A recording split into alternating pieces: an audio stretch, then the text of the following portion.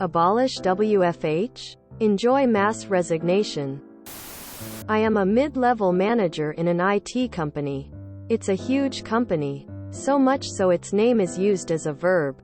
Since last year we were granted WFH due to the pandemic.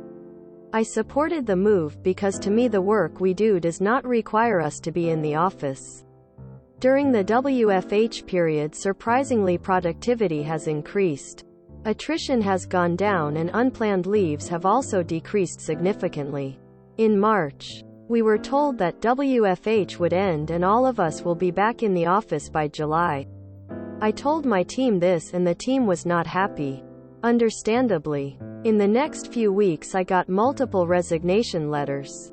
Bear in mind what we do is also done by our competitors.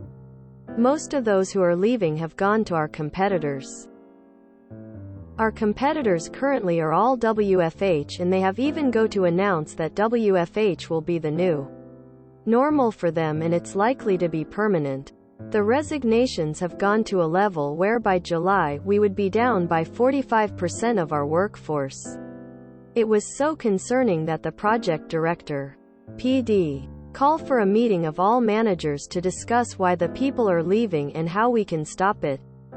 When the meeting started, they began by ranting and raving, saying those who are leaving are ungrateful and have no loyalties. He then asked, how much more our competitors are paying them. Quote, I told him, about 200 to 300 more a month. He then replied, for so little? Quote, I took a deep breath cause this boomer is gonna be taught a lesson. I then replied, let me ask you 3 questions and then you tell me if they are justified in leaving. Or not. Me. How long does it take for you to get to work? Door to door? PD. About 1 hour. Me. How much does it cost you to get to work and go home for the month? To and fro? PD. On average 300 a month. Me. That's on fuel, tolls and parking, right? PD. Yes. Me. Now let's imagine I give you 300 extra a month and 2 hour daily for you to use as you like. Doesn't that sound nice? That's what WFH offers. Also no stress due to commuting. The extra 200 to 300 they are offering is just icing on the cake. My final question. Extra time and money. Would you blame them for leaving? Quote. The meeting got very silent after that. Edit. Some of you are bombarding me asking what is the name of the company. I can't say it here for fear of being discovered. Some of you were right with your guesses though. Some are saying that this never happened as nobody can berate their boss like that. Let me put this into context. The PD is from an Asian country with a very high affinity for anything Western or Caucasian. Also in theater culture the males are never told off or reprimanded. Me doing so kinda shocked him into silence. Also I can tell him off because my team is the highest performing team. But then again, believe what you will. I respect your opinion. To answer some of you, yes, upper management still gets to WFH. The hypocrites. I did contracting work for a financial company last year. They had a strict, no WFH policy. Well, I was on the other side of the country. Didn't affect me at all. But, man did it piss off nearly their entire IT department. I never saw so many devs quit so quickly. At one point I was seeing several resignation letters a day. All because of the WFH policy they refused to budge on. We helped develop and improve their hiring portal. Part of which was an acknowledgement that WFH was not allowed. Internal metrics showed 80% of applicants quit the process upon reaching that acknowledgement. Place was super chaotic. As a contractor, I felt like an outsider looking in, but got a front row seat. Was really fascinating, hilarious and bizarre all together. Not to mention, money saved on wear and tear on the car, as well as significantly lower car insurance rates. But the time and stress of driving through traffic is the biggest plus. Like you mentioned, I need to get a job where I can work remote. I bet the oxygen got sucked out of the room at that. I'm one of the few people who can do what I do at my company, and it's just based on the odd previous experience I have. I was voluntold to come back to the office permanently starting in May, and I just responded to the email with, "Yeah, that doesn't work for me." No one has said a peep since. I used to commute from the burbs into downtown Chicago 4 days a week. Between the drive to the train, parking and train tickets alone, it was $19.50 per day. Add a cup of coffee and a $10 modest emo lunch. Well over a $6K per year raise to WFH. Plus 3.5 hours a day back. I might consider going back to 3 days a week for a 50% raise. But now that I've experienced sanity, anything more is unthinkable. I think of my poor dad who did the exact same commute plus an extra 35 minutes of driving from further out. Amazed the guy is sane. I worked from home 2 to 3 days per week at my last job. Then the pandemic hit and every was WFH full-time until February when they brought everyone back full-time.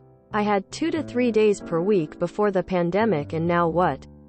Punishing me? Also, the profits for the company soared during the pandemic. 5x more than any previous year ever. They cranked up their costs for shipping because of the supply chain shortage. Notice how I said last job? Plenty of companies are doing full-time WFH. If you do not embrace it, prepare to lose your staff.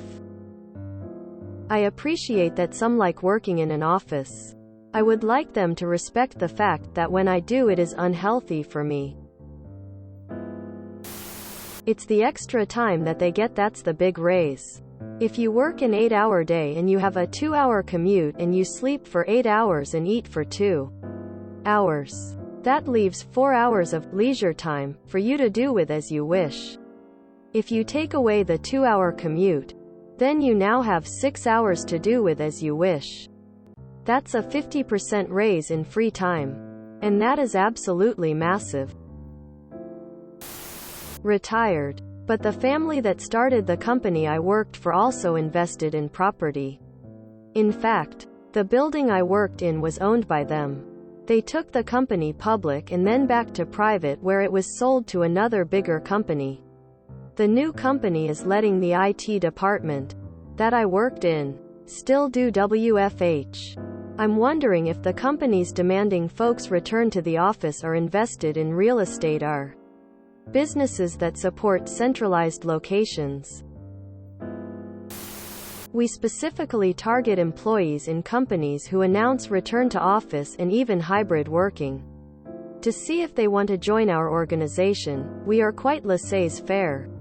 If you live near an office and want to work in an office every day, or not at all or anything in between, fine. If you don't live near an office, a growing population as we have shut down 2 of 4 offices as nobody wanted to go in, and new recruits are not tied to commutable distance, then you never have to come in. Our collaboration, culture, productivity and work-life balance is better than ever.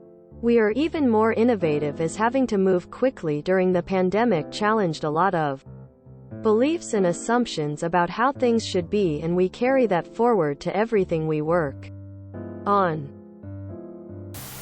Most companies that are forcing a return to the office are only concerned about 2 things. 1. The real estate. They're usually locked into contracts on their office space and paying for something you're not using, making them irate. Point 2. A lot of upper management misses having the ability to intimidate and micromanage employees in person because they feel it's more effective. If you look at some of these places, a lot of them still have a core handful of people working in office full-time, and it's almost always upper management. They feel powerless when there's nobody there with a neck to breathe down. I work in the legal field. For years, support staff were told there was absolutely no way they could possibly do their job from home, while attorneys absolutely could. Enter the pandemic and support staff were suddenly able to work from home. Now, at least where I work, there is no requirement to go to the office unless we want to. They encourage us to come in twice a week, and have made it a 6-month experiment. But so far, since April, most of us just prefer to be home.